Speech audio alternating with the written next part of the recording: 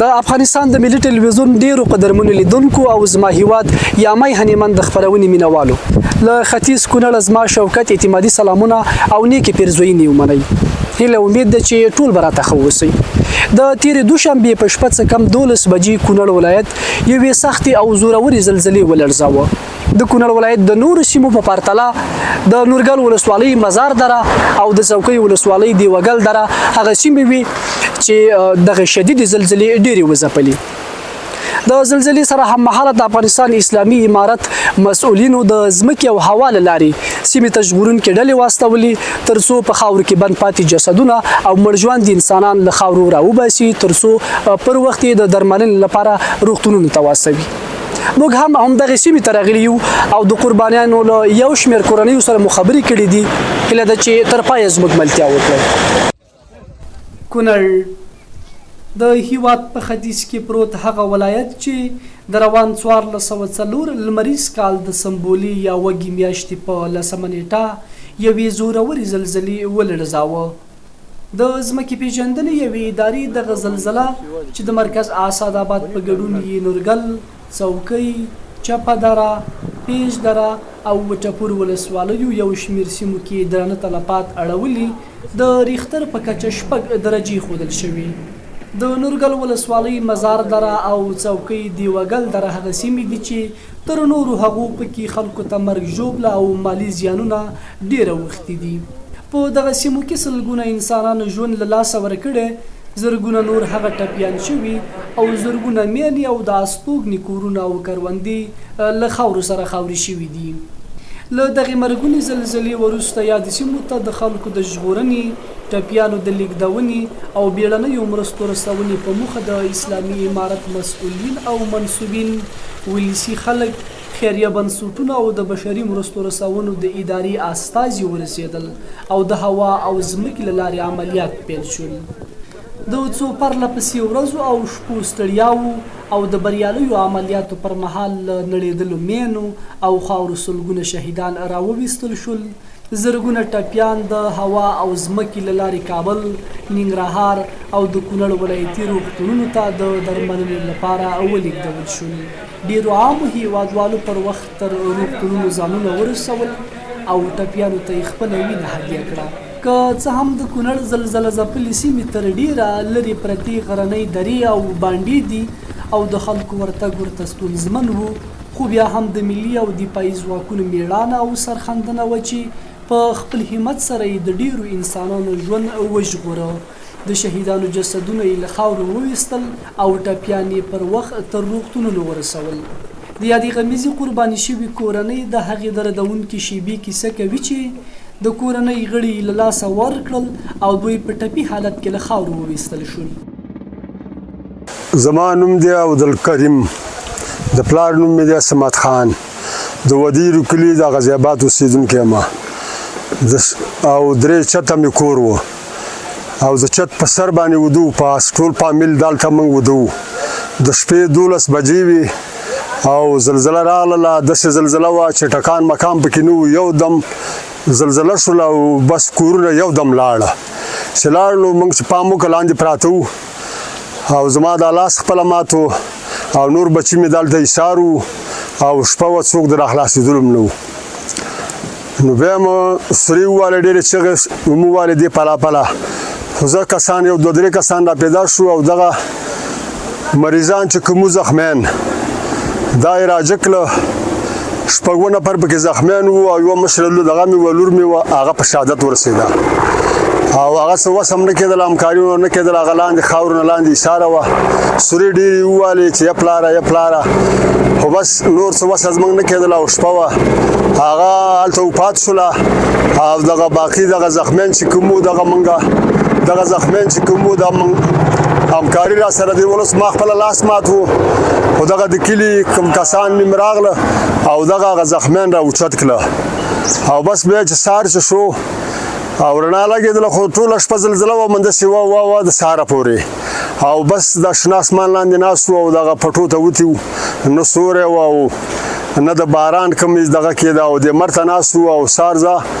نو تیارې بیا راغللې او دغه زخمیان یې تیاره کې انتقال کړلو جلال آباد ته، ننګرهار ته یې وړلو. اول د زه په شفاخانه کې داخل وم نور زخمیان مو زموږ د کلي او زم پکې وم او لور مې پکې هلته وه او نور بنادمان مو دا د کور په فامیل هلته وو بیا دلته بله لور مې یو ځای کې واده وه بیا خبر شو چې هغه وفات شوې ده نو ما هغه د ډاکټر نه اجازه واخیستله او بیا هغه راته وویله چې ته میدان ته لاړ شه لاس دې دغه دی مات دی چې نور مشکل له ساز نه شي او سړکونه بند وو ګاډي ماړي نشو راتللی او بس هوایي ویوړلو دغه ته ښار ته جلالاباد ته زما نوم دی چنارګل د دې کلي اوسېدونکي یم دلته چې کوم وخت کې دا ټکان پیدا شو په اوله شپه باندې نو ډېر خلک مخلوق ډېر دی د ولسداري او کلي ټول ګڼ دی نو چې څو موږ دا باندې پیدلو خو یو د بل د حالات نه نو خبر شوي موږ چې څو وروسته قانع کېدلو نو داسې قانون شو چې پام مو کوه رڼا لګېده نو هر څه خراب شوي کور هم خراب شوی او جوماتونه هم زموږ خراب شوي او ولس هم خراب شوی نو بېرته داسې وخت موږ هم نه کړه چې زر د یو د بل پوښتنه کړې وې خو هر سړی دونه ښه چې په دې خپل ماحول باندې لاس لګوه او چې دا خپل ماحول کې چې زما چې کوم کسان یې زه د دې پلټنه وکړم او دا وباسم نو موږ چار سړي سوچ پلټنه کړو موږ یو بل ته نه وزګار شي 4 کور ګوري 15 او 10 او 15 او شلو پورې هر کور کې تلفات ورکړي دي شهیدان یې ورکړي دي نو دونه اندازه موږ یو بل ته نه وزګار شي چې غږ هم کړی چې رور ته هم غږ کړی چې رور ستا څه حالات دی رور په خپله خولو کې ډوب او موږ په خپله خولو کې ډوب هر څه نو دا حالات تاسو هم دا ماخولین او موږ یې مینو چې په دې حالات باندې تیر شوي دي زخمیان هم پوره شوي دي او شهیدان هم پوره شوي دي د کونړ په وروستۍ زلزله کې تر ډیره هغه قرباني شوي کسان هم شته چې د خپلې کورنۍ ټول غړي له لاسه ورکړي او اوس د ژوند پنډونه سختۍ ور په غاړه شوي دي دوی د امارتي ادارو او عامو خلکو مننه کوي چې پر وخت یې د دوی لاسنیوی وکړ جسدونه یې له خاورو وویستل او ټپیان یې تر روغتونونو ورسول نوم یې دی احمد شیر بین ساعت باندې څه پېښ شوی یم دا خیال شو قیامت شو 12 وي هر څه چې وي خو یو غرب وشه د غربه سره مالیه الله خیر د خیره سره دونه مې کړي وو چې د کار نه مې پښې کته کړي وي او نور بیا د قیامت سره من ما دګنم دا کوټه ولیده دا نور به خیرت وي په دلدله هم پېښ شوی نه یم چې نه دلدله ده یو قیامت جوړ پام وکړه لمسی مې اوس دی راپاس هغه اندېښنې ودرېده پېښه کې مې یو زوی او ننګور هغه خو سره د بچو دغه شه دوی زامن وو یوې لور وه مهاجرو کې راغلي وو کته نه پاکستان نه که هغه خو ټول ختم شو او نور یې دا هغه ننګور نه مه واره نښه هغې سره نښه زنانه دي ماشومان جنکۍ او دغه چې دي دا 15 هلکان دي ټول 14 ما که دې پلو هغه هم ختم شو هغه پلو هم ختم زما چې بیدار کوي په دې وړو ماشومانانو چې زما ته بیا دادا او لالا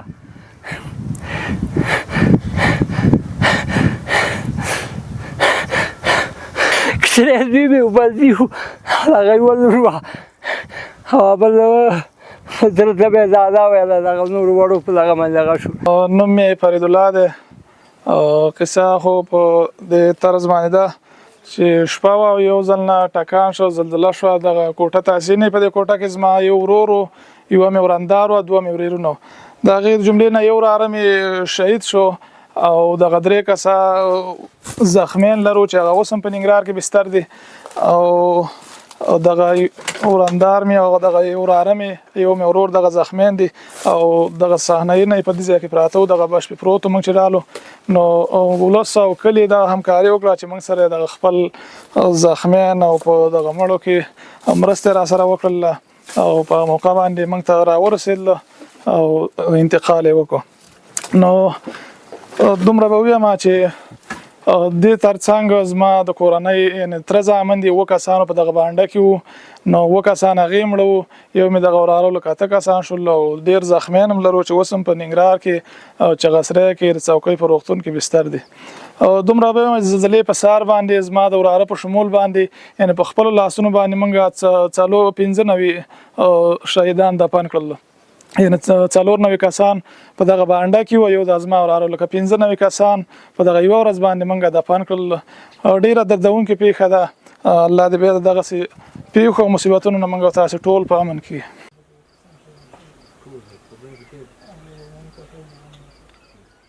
د زلزلې قرباني کورنۍ وایي اسلامي امارت خیریه بنسټونو بهرنیو هیوادونو او بډایه سوداګرو ته پکار دي چې د سرپناه ترڅنګ له دوی سره د ژوند په نورو اړینو برخو کې مرسته او همکاري وکړي. زما نوم عبدالواحد دی، د غازی‌آباد د کلي اوسېدونکی یم او دا د شپې 12 بجې وې چې یکدم زلزله وشوله او بس کورونه ور ړنګ شول او په وخت سره اسلامي امارت د مخه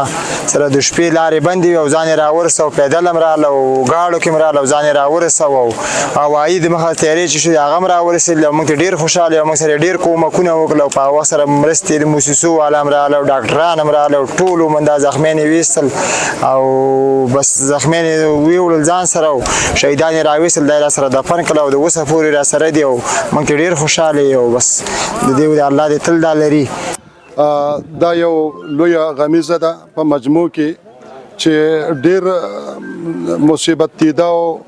آسیب دیده خلک چې کم دي نو هغه مزار دره کې دي چې زموږ ورونه دي او قوم دی د زلزلې مرکز هم هلته دی. د دیوګل د درې هغه نقاط چې هغه مرکزي نقطې سره څیرمه دي دا 100% د منځه تلي او هلته هم چې لوی کلي دي دا هم 100% د زلزلې مسیر د لچک تنګي په دیوګل باندې همداسې په کړنګل او حتی تر ننګلامه پورې په درې پیج کې دغه مسیر باندې چې کوم مصیبت راغلی دی دا د انسان د تصور نه خلاف دی او منګه په دولت باندې په موجوده امارت اسلامي چارواکو نه زر په زرو کې مننه کوو، د کونړ د ځوانانو نه، د کونړ د میډیا نه، د عامې روغتیا د کارکوونکو نه، د قومي مشرانو نه، د خیریه بنسټونو نه او حتی علماو نه او ځوانانو نه چې ساحې ته ځان رسولی دی او زموږ سره په دې غم کې برخه اخیستې ده. کم خدمات چې شوي دي امارت اسلامي کړي دي، ځوانانو کړي دي، خیریه بنسټونه کړي دي، دا د افغانستان په تاریخ کې بېساري دي. دونه ویلی شم چې هغه څه چې زما د یو قومي سپینګیري او نماینده په توګه چې زه د قوم نمایندګي کوم اوس نو هغه مینې کورونه چې مرکزي د زلزلې د مرکز نقطې ته نږدې دي هغه د ژوندانه قابل نه دي، د انسانانو د اوسېدو نه دي او کم د معیشت او زندګۍ چې کم شیان د ضرورت دي هغه ټول په هغې کې ایثار پاتې دي. کم ځای کې چې اوس زه ستاسې سره په خبرو اخته یم په همدغه کلي کې په همدې کلي کې یو کور دوه نه علاوه نور داسې کور نشته دی چې هغې ته سړی ورننوځي او د هغې نه لوښې لرګی راواخلي، بستره راواخلي، قاب او کاسه او کاشوغه راواخلي او د هغې نه هغې کې خوراک وکړي. نو اوس ما فکر کاوه چې دې کې به هغه شیان به مهمي اوس د تغذیې، تهویې او د شیلټر او حتی په اوله قدمه کې باید منګه د خلکو ته خیمې ورکول شي چې دوی د کورونو نه اوس په لمر او باران ته مخامخ ناست دي. اوله قدمه کې زه تاسو سره خبرې کوم هغه دا دی چې زموږ ماشومان او زنانو ته په ځای د دې چې د راتلونکي میاشت لپاره د تغذیې سیستم جوړ شي، نه بالکل د ټنټونه وشي او دې ته دغه ورکول شي، دې ته سرپناه ورکول شي او یو قاب او کاشوغه دا ورته دې ورکول شي او یو څو ورځې د تغذیې سیستم برابر شي چې هغې باندې مخکې لاړ شي. د کونړ سیمه ییز مسؤلین وایي دغه ولایت کې تر ډیره په زلزله ځپلو سیمو کې د ژغورنې او پلټنې عملیات په بریالیتوب پای ته رسولي دي او اوس مهال یادو سیمو ته د بیړنیو مرستو د لیږد او ویش بهیر دوام لري. مولوی محمد مبین مفتون د حوادثو د کونړ ولایت د حوادثو رئیس یم. په کونړ ولایت کې د شیخ صاحب په ځانګړي حکم سره تقریبا 5 کمیټې دایرې شوې دي. یو کمیټې د والي صاحب او د جهادي مدرسې د شیخ صاحب او دوه نور د ولایت نمایندګان دي چې په عموما کې کومې خیریه مؤسسې دي یا خیریه بنسټونه دي یا تجاران دي کوم کومکونه چې کوي هغه د هغې کمیټې ته تسلیموي. د هغې کمیټې را لاندې بیا 4 کمیټې دایرې شوې دي چې یوه د حوادثو ریاست په مشري ده او یوه د انکشاف دیهات ریاست، یوه د مهاجرینو ریاست، یوه د کار امور اجتماعي ریاست.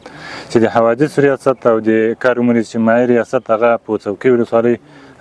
دیوګل دره کې اوس فلحاله په کار باندې بوخت دی او مهاجرینو ریاست، انکشاف دیهات ریاست هغه په دغه ولسوالۍ کې دی، نورګل ولسوالۍ په مزار دره کې دی. نو د مؤسساتو د خیریه بنسټونو چې کوم کومکونه دي یا د امارتي ادارې کوم دغه چې راغلي کومکونه د هغو لپاره کمیټې دایرې دي. دلته په منظم ډول باندې خلکو ته انشاءالله که خوراکي مواد دي که سرپناوې دي تاسې وینئ چې اوس هم د ملګري لګیا دي خیمې نصبوي خلکو دپاره سرپناه جوړوي او خوراکي مواد انشاءالله هغه کمیټې ورته جوړې دي هرې درې هرې ساحې ته په نوبت سره به شیان ورسوي. زما نوم ډاکټر حجت الله محمدي دی د پنجشیر د عامې روغتیا رئیس یم. په لومړي سر کې خو زه خپل د غمرازۍ او همدردۍ پیغام د کونړ د ټول ولس سره شریکوم. الله تعالی دې شهیدانو ته جنت فردوس ورکړي او ټپیانو ته الله جل جلاله عاجله شفا ورکړي. د کومې ورځې نه چې موږ خبر ترلاسه کړ د زلزلې نو واقعا چې یو ډېر خواشینونکی خبر و زموږ دپاره. نو د خپل د ولایت محترم والي صاحب په هدایت سره مو یو مکمل د ډاکټرانو یو ټیم د امبولانسونو مجهز یو ټیم ډاکټران دواوې عاجل هغه طبي توکي دا مو برابر کړه. وراغلو د قومندان امنیه قاري صاحب محمد الله بدر په مشرۍ سره کونړ ولایت څوکۍ ولسوالۍ دیوګل درې ته د خپل ډاکټرانو سره راغلو تر څو خپلو هغه زخمي ورونو ته تداوي وکړو او هغوی سره خپلې مرستې وکړو ورسره. زه خپل هیوادوال چې مرستې کولی شي هر نوعه مرستې چې وي که د نغدي مرستې وي که د طبي مرستې وي که خوراکي که په داخل د وطن کې دي او که په خارج د وطن کې دي موږ پرې د دې ځای نه غږ کوو چې خپل د هیوادوالو په دې سخته ورځ کې د هیوادوالو لاس ونیسي او ورسره کومک وکړي ورسره. زما نوم آصف حسینیار دی د آغا خان د انکشافي شبکې د صحي ټیم مسؤل یم. موږ سره یو د استوګنې د خدماتو نه علاوه صحي ټیم موجود دی چې دی کې ډاکټر صاحبان او زنانه نرسان او ډاکټر صاحبان دي. نو موږ دلته د استوګنې ترڅنګ صحي خدمات ترسره کوو. موږ سره دوایي د جراحي وسایل او نور مواد شته دواګانې شته. انشاءالله موږ به خپلو هیوادوالو ته د زلزله ځپلو ته بدل ته خدمات ترسره کوو. زما نوم مفتي عبدالقدیر بدر دی. موږ خپله د زندانونو چارو د سمون ادارې د نظامي معاونیت سره تړاو لرو. نو تاسو ته خو بهتره معلومه ده چې دا ډېر ستر مصیبت و ډېر ستر کړاو و. زموږ استاد دا ځورېدلي هیوادوال یې ډېر زیات وځورول ډېر زیات یې ودردول او د دوی غم زموږ سره شریک غم دی او دا د حدیثو نه د قرآن نه ثابته مسله ده چې د یو مسلمان غم د ټولو مسلمانانو غم دی. ځکه حدیث کې راځي چې مثل المؤمنین فی توادهم وتراحمهم وتعاطفهم كمثل الجسد إذا اشتكى منه عضو تداعى له سائر الجسد بالسهر والحمى. حدیث مبارک کې راځي مسلمانان د یو جسد په شکل باندې دي. که چېرته په سر د یو مسلمان درد وي خپې ورنه نارامه زړه نارامه خوب نه ورځي. تاسو په الله باور وکړئ چې دا څو ورځې زموږ مشرانو په ژړا تېرې کړي دي. ځکه هلته بېوسي هلته زموږ د دې هېواد او دغه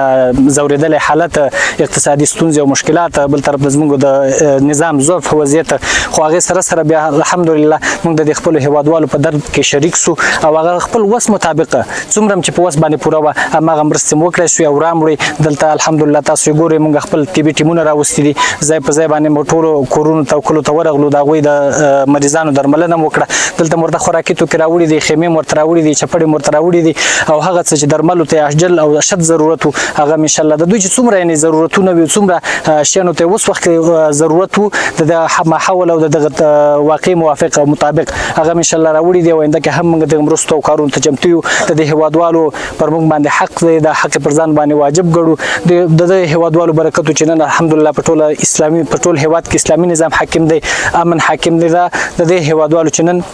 په درد د مصیبت کې د همدغه مجاهدین همدغه خلکو دې ته رسولي دي. نو موږ په ځان باندې خدمت واجب ګڼو. دا پر موږ باندې مسلم حق دی او الله جل جلاله د ټول وفات شوي وبخي ژوندوی ته د الله جل جلاله خیر پېښي او آینده کې د الله جل جلاله زموږ او ستاسو دغه ځورېدلی او دردېدلی هیواد د دغسې مصایبو کړاوونو ستونزو او مشکلاتو نه وساتي. په ټوله کې موږ تقریبا 4 ورځې کېږي چې دغه میشن موږ شروع کړی و تر څو هغه غریب او نادار افغانان چې په جګو ځایونو کې بند پاتې وو او د زلزلې د وجې زخمیان وو هغه الحمدلله ثم الحمدلله ټول موږ خلکو راښکته کړل او هغه ځایونو کې چې موږ کولی شول چې ورته ناسته وکړو هلته ناسته وکړله.